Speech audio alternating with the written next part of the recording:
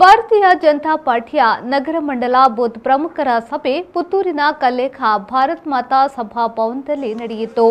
ಸಭೆಯನ್ನು ಉದ್ದೇಶಿಸಿ ಬಿಜೆಪಿ ರಾಜ್ಯಾಧ್ಯಕ್ಷ ಸಂಸದ ನಳಿನ್ ಕುಮಾರ್ ಕಟೀಲ್ ಮಾತನಾಡಿ, ಕಾಂಗ್ರೆಸ್ ತನ್ನ 60 ವರ್ಷದ ಆಡಳಿತಾವಧಿಯಲ್ಲಿ ಕಾಂಗ್ರೆಸ್ ಪಕ್ಷದ ಕೊಡುಗೆ ಭ್ರಷ್ಟಾಚಾರ, ಭಯೋತ್ಪಾದನೆ, ವಂಶಾಡಳಿತ.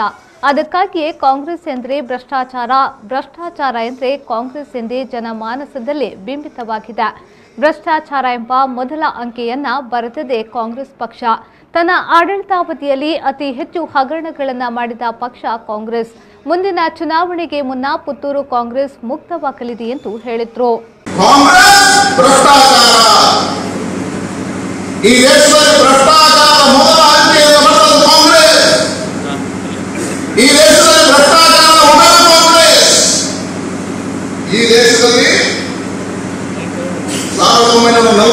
ಕಾಲಘಟ್ಟದಲ್ಲಿ ನೆಹರು ಕಾಲಘಟ್ಟದಲ್ಲಿ ಜೀಪ್ ಹಗರಣಗಳಾಗಿತ್ತು. ನೆಹರು ಕಾಲಘಟ್ಟದಲ್ಲಿ ಜೀಪ್ ಹಗರಣ, ಸ್ವಾತಂತ್ರ್ಯ ನಂತರ 1 ವರ್ಷದಲ್ಲಿ ಆಗಲೇ ಒಂದೇ ವರ್ಷದಲ್ಲಿ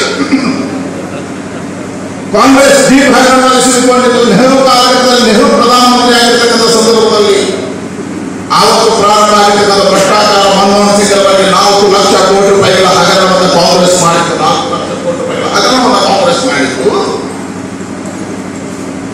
ನೆಹರು ನಂತರ ಇಂದಿರಾ ಗಾಂಧಿ ಕಾಲಘಟ್ಟದಲ್ಲಿ ಮಾತಿ ಹಗರಣ, ಸಂಜಯ್ ಗಾಂಧಿ ನೇತೃತ್ವ ಮಾಡಿತ್ತು. ಇಂದಿರಾ ಗಾಂಧಿ ನಂತರ ರಾಜೀವ್ ಗಾಂಧಿ ನೇತೃತ್ವದಲ್ಲಿ ಬಹು ಹಗರಣ ಆಯಿತು. ರಾಹುಲ್ ಗಾಂಧಿಯ ನಂತರದ ದಿನಗಳಲ್ಲಿ ಸೋನಿಯಾ ಗಾಂಧಿ ಆಡಳಿತದ ಮಧ್ಯೆ, ಮನಮೋಹನ್ ಸಿಂಗ್ ಮಧ್ಯೆ ಗಾಳಿಯಲ್ಲಿ ಹಗರಣ, ನೀರಿನಲ್ಲಿ ಹಗರಣ, ಭೂಮಿಯಲ್ಲಿ ಹಗರಣ, ಮಣ್ಣಿನಲ್ಲಿ ಹಗರಣ, ಕಾಂಗ್ರೆಸ್ ಆಯಿತು. ಯುಪಿಎ ಕಾಲದಲ್ಲಿ 2G ಹಗರಣ, ಕೋಲ್ ಹಗರಣ, 2 ಲಕ್ಷ ಕೋಟಿ ರೂಪಾಯಿಗಳ ಹಗರಣ. ಈ ದೇಶದಲ್ಲಿ ಅತಿ ಹೆಚ್ಚು ಹಗರಣವನ್ನು ಪ್ರಾರಂಭ ಮಾಡಿರ್ತಕ್ಕಂಥ ಪಾರ್ಟಿ ಕಾಂಗ್ರೆಸ್. ಶಾಸಕ ಸಂಜೀವ ಮಠಂದೂರ್ ಅವರು ಮಾತನಾಡಿ, ಕಾಂಗ್ರೆಸ್ಗೆ ಬೀಗ ಜಡಿಯುವ ಕಾಲ ಸನ್ನಿಹಿತದಲ್ಲಿದೆ. ರಾಷ್ಟ್ರದ ಹಿತ ಬಯಸುವ ಭಾರತೀಯ ಜನತಾ ಪಕ್ಷ ದಿನೇ ದಿನೇ ಪ್ರಬಲಗೊಳ್ಳುತ್ತಿದೆ. ವ್ಯಕ್ತಿಗಿಂತ ಪಕ್ಷ, ಪಕ್ಷಕ್ಕಿಂತ ದೇಶ ದೊಡ್ಡದು ಎನ್ನುವ ಬಿಜೆಪಿಯ ಆಡಳಿತವು ಭಾರತವನ್ನ ಜಗದ್ಗುರು ಸ್ಥಾನದಲ್ಲಿ ಕೊಂಡೊಯ್ಯುತ್ತಿದೆ ಎಂದು ಹೇಳಿದರು. ವ್ಯಕ್ತಿಗಿಂತ ಪಕ್ಷ ದೊಡ್ಡದು, ಪಕ್ಷಕ್ಕಿಂತ ದೇಶ ದೊಡ್ಡದು.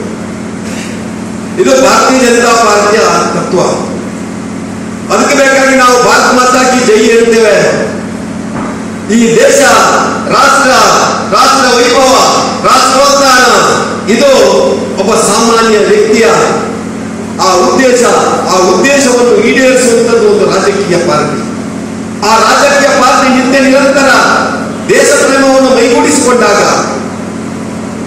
ನಾನು ಈ ಸಮಾಜಕ್ಕೋಸ್ಕರ, ಈ ದೇಶಕ್ಕೋಸ್ಕರ ನಾನು ಈ ಸಂಘಟನೆಯಲ್ಲಿ ಇದ್ದೇನೆ ಅಂತ ಹೇಳಿದಾಗ, ಆ ಸಂಘಟನೆ ಖಂಡಿತ ಮತ್ತೊಮ್ಮೆ ಜಗದ್ಗುರು ಭಾರತವನ್ನು ಮಾಡಲಿಕ್ಕೆ ಸಾಧ್ಯ.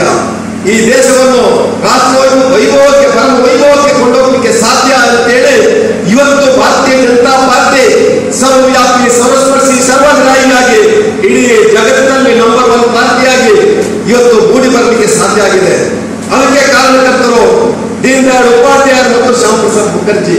ಈ ಸಂದರ್ಭದಲ್ಲಿ ಕಾಂಗ್ರೆಸ್ ಪಕ್ಷದ ಹಿರಿಯ ಮುಂದಾಳು ಸಾಮೆತಡ್ಕ ಗೋಪಾಲ್ ಕೃಷ್ಣ ಭಟ್, ಪುರಸಭೆಯ ಮಾಜಿ ಅಧ್ಯಕ್ಷ ಲೋಕೇಶ್ ಹೆಗಡೆ, ಕಾಂಗ್ರೆಸ್ ಮುಖಂಡ ಸತೀಶ್ ನಾಯ್ಕ್ ಪರ್ಲಡ್ಕ, ನಗರಸಭೆಯ ಮಾಜಿ ಸದಸ್ಯೆ ಸ್ವರ್ಣಲತಾ ಹೆಗಡೆ ಸಹಿತ ಬೆಂಬಲಿಗರು ಕಾಂಗ್ರೆಸ್ ಅನ್ನು ತ್ಯಜಿಸಿ ಬಿಜೆಪಿಗೆ ಸೇರ್ಪಡೆಗೊಂಡರು.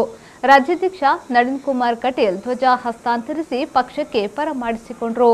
ವೇದಿಕೆಯಲ್ಲಿ ನಗರಸಭೆಯ ಅಧ್ಯಕ್ಷ ಜೀವನ್ ದರ್ಜೇನ್, ಬಿಜೆಪಿ ಗ್ರಾಮಾಂತರ ಮಂಡಲ ಸಮಿತಿ ಅಧ್ಯಕ್ಷ ಸಾಜಾ ರಾಧಾಕೃಷ್ಣ ಆಳ್ವ, ಪೂಡಾ ಅಧ್ಯಕ್ಷ ಬಾಮೆ ಅಶೋಕ್ ಶಣಿ, ನಗರ ಮಂಡಲ ಅಧ್ಯಕ್ಷ ಪಿಜಿ ಜಗನ್ನಿವಾಸ್ ರಾವ್ ಉಪಸ್ಥಿತರಿದ್ದರು.